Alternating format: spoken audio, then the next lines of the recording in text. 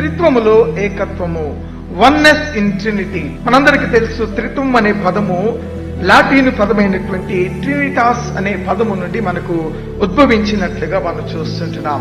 ఈ పదానికి అర్థము ఏమిటనంటే, మనందరికీ తెలుసు ఒక్కరై ఉన్న ముగ్గురు అనే అర్థం. త్రిత్వం అనే పదము పరిశుద్ధ బైబిల్ గ్రంథములో మనకు స్ట్రేట్ అవే త్రిత్వం అనే మాట కనబడకపోవచ్చు, కానీ ఈ త్రిత్వం అనే మాటకు సంబంధించినటువంటి తాత్పర్యాలతో ఉన్నటువంటి భాగాలు మనకు పరిశుద్ధ గ్రంథములో చాలా మటుకు కనబడుతున్నట్లుగా మనం చూస్తుంటున్నాం. మత్తయి సువార్త 3:16 నుంచి 17 వచనాలు, ఈ 2 వచనాలలో మీకు త్రిత్వ పండుగ గురించి కనబడుతుంది.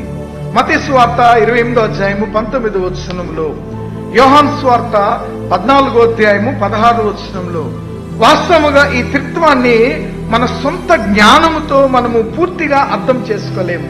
ఇది మానవ జ్ఞానానికి అతీతమైనటువంటి మాటగా మనం దీనిని జ్ఞాపకం చేసుకుంటాం. త్రిత్వము అంటే ముగ్గురు దేవుళ్ళు కాదు, ఒకే స్వరూపములో ఉన్న ముగ్గురు వ్యక్తులు. ప్రియమైనటువంటి దేవుని బిడ్డలారా,